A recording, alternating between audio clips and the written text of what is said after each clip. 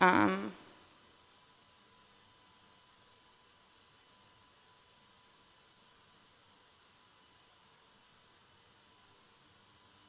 Thanks for having me here. Hopefully we also have some slides here. Oh, okay. Okay. Hello, everybody. My name is Amiti, or as you say here, Amici. And I've been contributing to the Bitcoin Core protocol for the past 6 years, where I've worked on the peer-to-peer layer, so I've thought deeply about privacy and security in the network. But today, I wanted to step back and take a bird's eye view of this concept of privacy.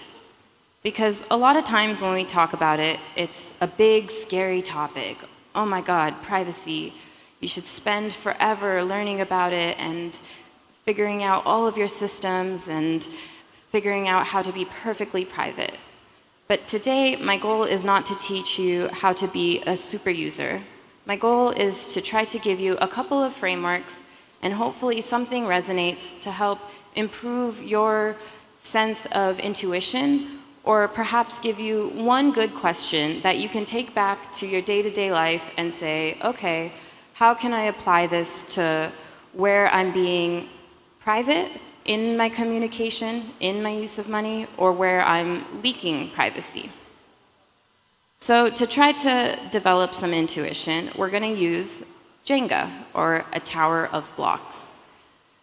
The idea here is that when the tower falls over, it's similar to an irreversible consequence in this metaphor.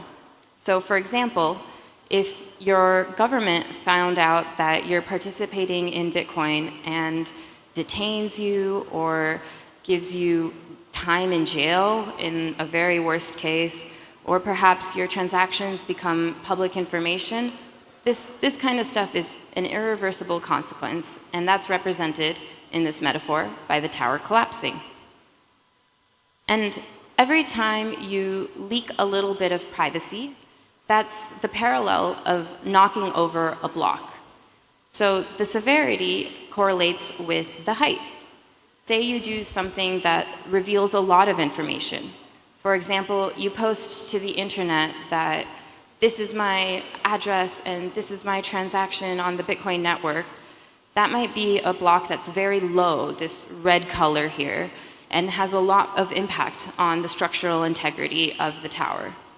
If you do something mild, for example, attend a Bitcoin conference, that's also revealing information that might be used against you in a severe circumstance. And that's similar to knocking over a block at the top of the tower, like something that's light green. And the intuition we're trying to develop is that the strength of the structure matters more than any individual leak. It's extremely rare that one single block is going to knock over the whole tower. But if you have a porous structure, then a slight gust of wind could knock it over. Whereas if you have a stronger structure, it's going to take a more intentional attack in order to do the same. But perfect privacy doesn't exist, and context matters. If you're up against a baseball bat, then it doesn't matter how strong your structure is, because I'm pretty sure the baseball bat will win. And fundamentally, there is a tension between communication and privacy. Anytime you choose to communicate and participate in society, you're revealing information about yourself that could perhaps be used against you. Just by being here today on stage and talking to you about something that I think is important, I'm revealing information about myself. In Bitcoin, you need to broadcast your transaction. You need to tell the network, hey, money moves from here to there. So you have to communicate with the network. But at the same time, you don't want them to know that here's me here's my name, here's my social security number, here's my address, and I moved exactly this amount of funds on this date to that person over there and their full identity. So these things are intrinsically at odds with each other. which doesn't mean it's hopeless, but it's something to remember, and we have to make trade-offs. So in order to evaluate what trade-offs we want to make, we should start by figuring out what you want to keep private. So in Bitcoin, there's a couple fundamental things that you're trying to keep private. In the most extreme circumstances, it might be that you're using Bitcoin. We've seen more governments around the world cracking down, or there's dozens of governments that have declared Bitcoin illegal.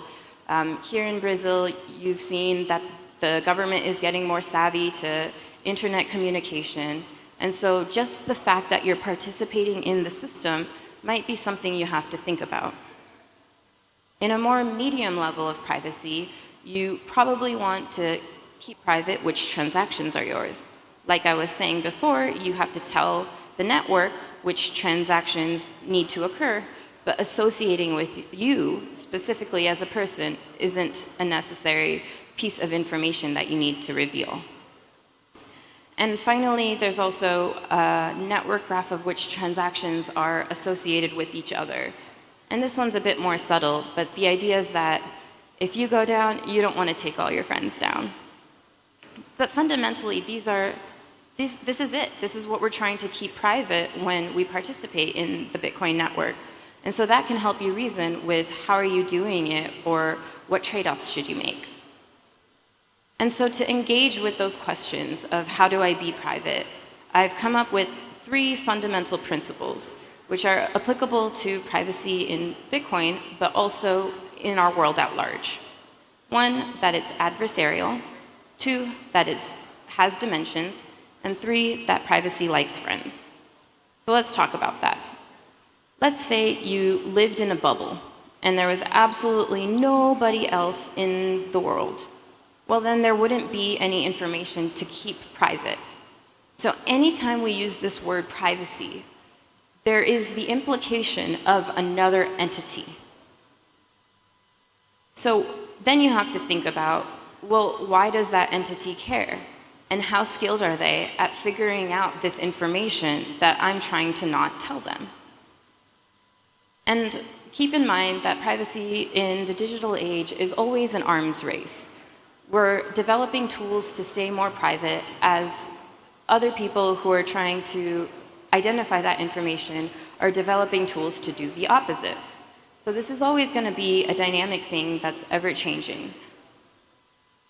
And if you're trying to improve your own privacy, look at the tools that are giving you access into the system. So for Bitcoin, you can look at the hardware, the software, and the human interactions you're having.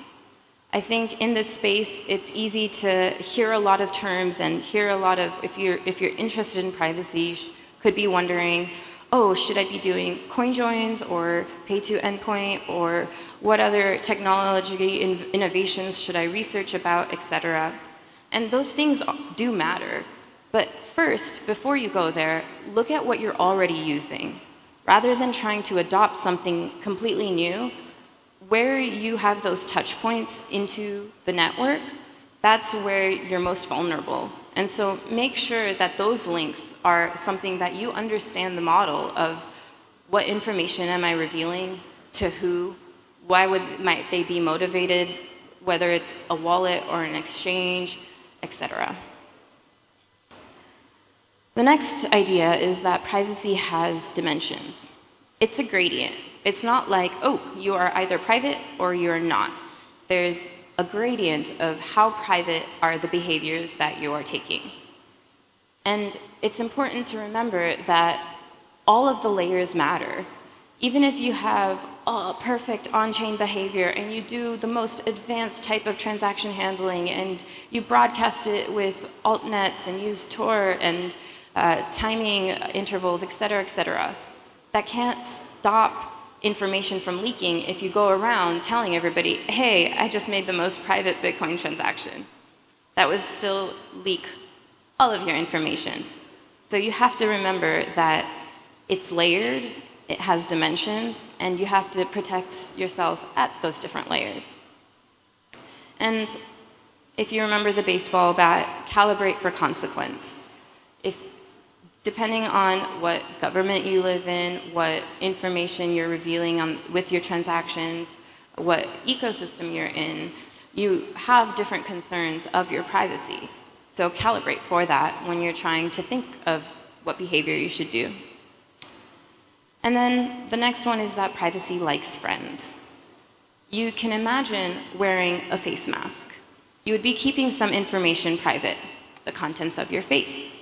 But you would also be revealing a lot, because if somebody is wearing a face mask in this conference, then you could identify them as, oh, they're one of the only people wearing a face mask here.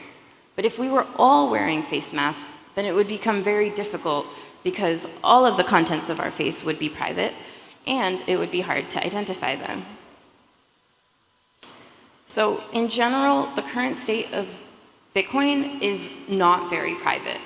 And this is something that we're currently working on, because if ideally all of the transactions, all of the infrastructure around it would be private by default, and then the group of friends wearing face masks would be very large. And there's a lot of ongoing development to improve this. But this is something to keep in mind if you're in a high-risk situation. Or if you want to help and improve it, there's a lot of work to do. We can use more hands. So yeah, there's a lot of ongoing development, and we want to improve that general behavior. So to recap, there's 3 principles of privacy here. One, that it's adversarial, meaning we only care about privacy when it matters in context to somebody who's trying to exploit information for some reason. 2, that it has dimensions. There's many ways. It's a gradient, it's layered. You can't think about it only with one slice. And 3, that it likes friends. When we all improve our privacy, that improves the privacy of everybody. And perfect privacy doesn't exist. Context matters, so always calibrate for that. Thank you very much.